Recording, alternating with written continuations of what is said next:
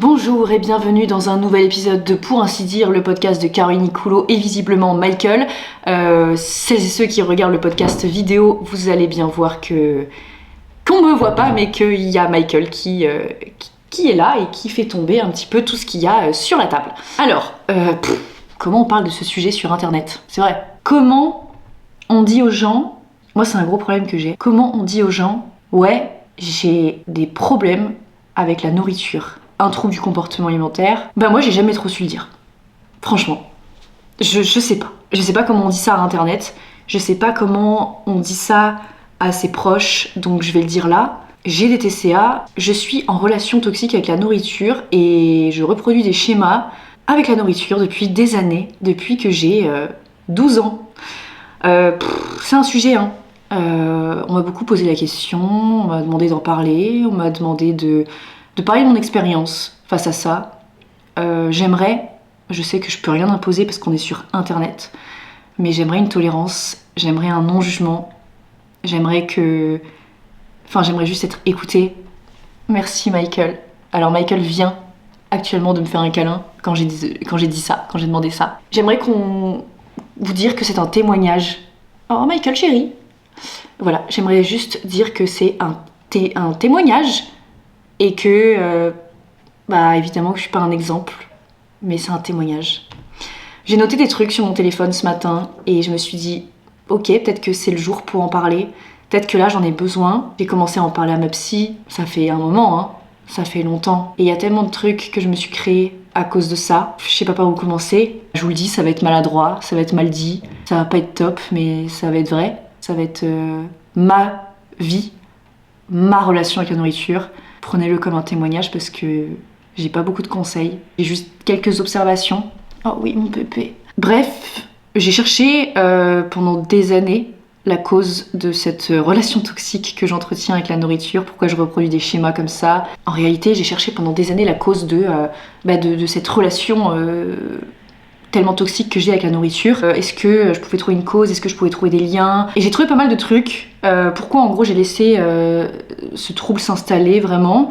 Je sais pas encore tout, mais j'ai des pistes. Peut-être que ça pourra vous aider, je sais pas. C'est un témoignage encore une fois, j'en sais rien. Mais je sais que ça peut aider et j'en parle peut-être aussi pour avancer moi-même et pour admettre. Parce que, en fait, peut-être que si je laisse ce problème à internet, ça sera comme mes autres problèmes et peut-être qu'ils vont se résoudre. Vous me connaissez un peu maintenant, hein. Enchantée, Caroline Nicoulo, j'ai pour habitude de laisser mes problèmes sur internet. Et une fois qu'ils sont sur internet, je sais pas, c'est le début de l'acceptation pour moi. C'est ça en fait, je pense. C'est le début de l'acceptation. Donc venez, on essaye d'accepter ensemble si vous voulez bien. Ouais, donc j'ai des pistes que je peux vous exposer. Je pense que tout a commencé avec le harcèlement scolaire en 6e. Donc j'avais 12 ans. J'étais comparée à des top modèles avec les autres filles de la cour par les garçons. C'est comme ça que ça se passait.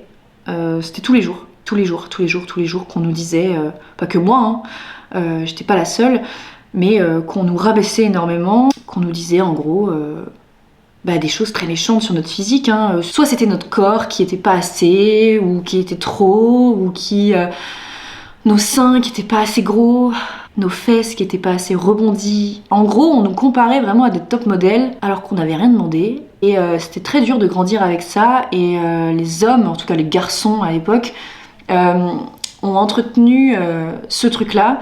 Et je me souviendrai toujours d'un jour tellement humiliant que j'ai gardé dans ma tête, dans un coin de ma tête, et je m'en souviens souvent quand je regarde mon ventre. Je ne sais pas pourquoi je laissais passer ça, mais un jour, c'est un gros secret que je vous partage parce qu'en vrai ça fait partie d'une grande humiliation que j'ai pu subir au collège, mais je me dis, si je le pose sur internet, ça va me faire du bien. Je sais pas pourquoi les garçons s'amusaient à nous mettre par terre, les filles, et à soulever nos t-shirts. Tellement humiliant, putain.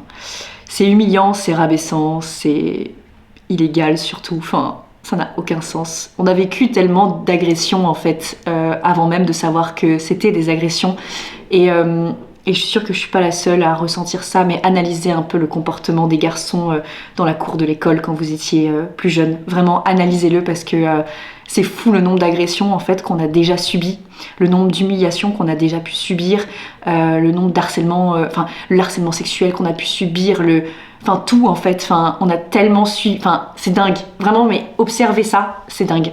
Et bref, ils s'amusaient à nous mettre par terre et à soulever nos nos t-shirts pour voir nos soutiens-gorge et voir la taille de nos seins, et également voir si on avait le ventre plat et des gros seins, en gros. Et moi, oh là là, moi j'avais pas le ventre plat, j'ai jamais eu le ventre plat et franchement je pense que je l'aurai jamais. Et encore, hein, inconsciemment, je me bats pour avoir le ventre plat dans ma vie, laissez tomber. Voilà, hein. Que voulez-vous? C'est des traumas, hein, clairement. Un jour, moi je portais pas de soutien-gorge parce que j'avais pas de poitrine du tout. Bon, j'en ai pas beaucoup encore aujourd'hui. Vraiment, j'avais pas de poitrine quoi. Et en gros, j'avais pas de poitrine du tout, plus des bourrelets au ventre, ok? Et vraiment ce jour où on a soulevé mon t-shirt, j'étais à terre, c'est-à-dire qu'on m'a voilà, vraiment plaqué par terre, hein, comme ça, et on a soulevé mon t-shirt devant tout le monde. Bon, c'est dingue de raconter ça, c'est dingue. Franchement, l'homme qui reconnaîtra ça... Après, parfois j'aimerais trop que l'homme en question qui m'a fait ça voit ce genre de choses aujourd'hui et se rende compte, mais j'ai pas l'énergie. J'ai tellement pas l'énergie. Mais je l'ai croisé l'autre jour à la gare, ça m'a pas fait plaisir. Mais je pense que ça me fera toujours un truc de croiser ce mec. Bref. Et ce mec a soulevé m'a déshabillé quoi. Du haut, devant tout le monde. Et il a dit que j'avais un gros ventre. Et qu'il trouvait ça pas normal que j'avais pas de sein. Et il a dit que j'étais vraiment pas gâtée par la nature, que j'étais une planche à pain et plein d'autres termes de ce genre, vous voyez. Et je me souviens avoir été dans un état après ça. Dites-vous bien que j'avais 12 ans, et que j'ai regardé le prix pour refaire mes seins sur internet. Et je me rappelle encore avoir dit à ma mère, maman, je vais me refaire les seins à 18 ans, que tu le veuilles ou non. Waouh! Waouh! Donc voilà, c'était ça, le quotidien, dans ma cour de récré en tout cas. Donc les cours de récré, c'était vraiment odieux, horrible, et c'était pas des récrés, c'était horrible, et je me cachais au CDI tellement que j'avais peur de me faire humilier, et je me souviens, ce jour-là, je me suis dit ok, je mange plus. Je m'en souviendrai toute ma vie de ce jour où j'ai dit je mange plus dans ma tête. Je me suis dit vraiment je mange plus. J'ai écrit dans mes journaux intimes je ne mange plus. Caroline, tu ne manges plus. Et parce que ça a continué, il n'y a pas eu que cet événement, c'était tous les jours. Hein.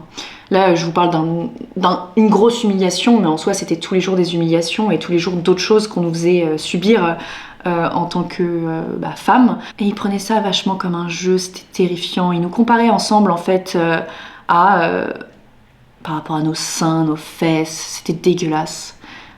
Dégueulasse. C'était tous les jours ça, et je me souviendrai toujours d'un jour aussi où un homme m'a dit à l'époque t'auras jamais de mec, t'es trop moche et ton corps il est trop bizarre. Et on m'avait dit que j'étais mal proportionnée, trop de trucs comme ça, vous voyez ce que je veux dire, et que j'étais pas normale et tout. Et je me suis dit ok, le seul truc que je peux faire c'est que faut que j'équilibre tout ça, et du coup en mangeant pas, au moins je serai plate de partout.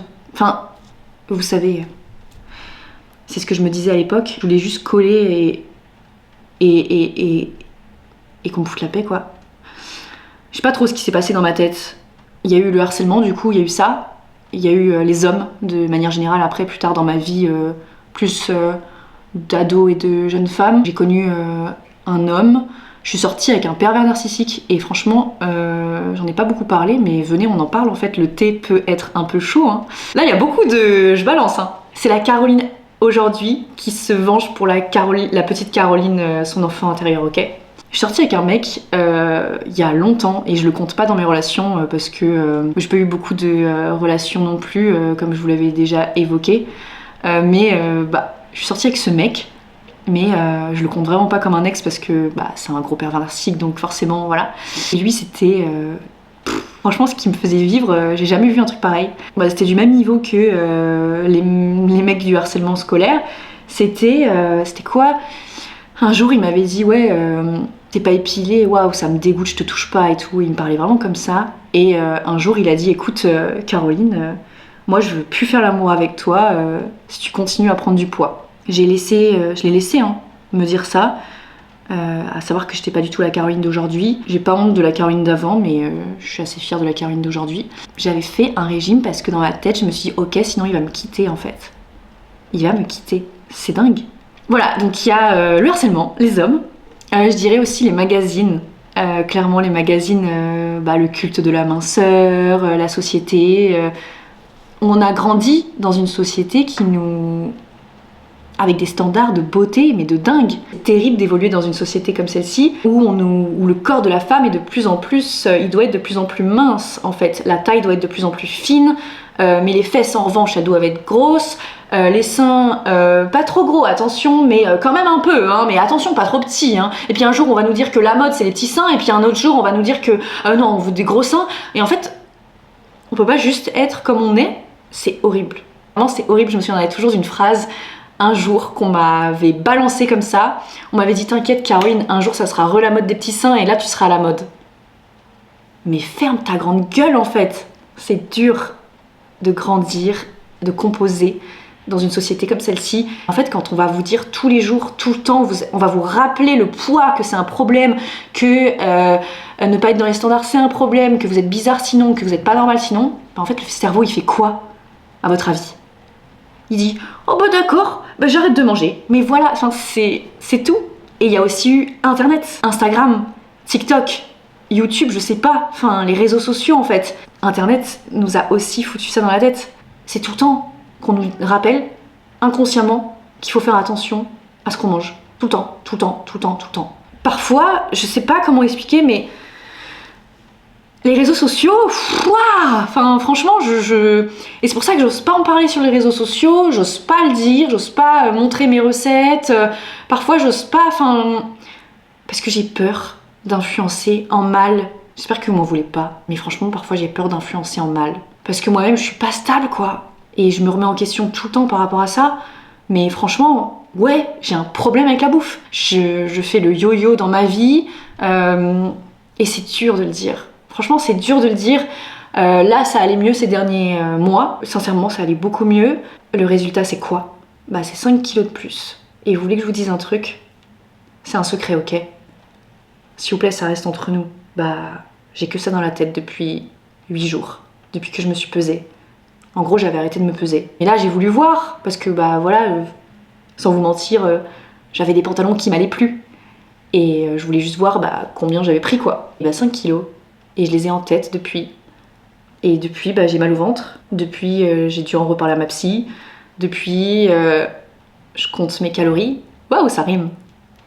Depuis, je fais hyper gaffe. C'est dur de vous l'avouer. Hein. Et j'ai que ça dans ma tête. J'ai que ça, en boucle. Je n'ai rien d'autre.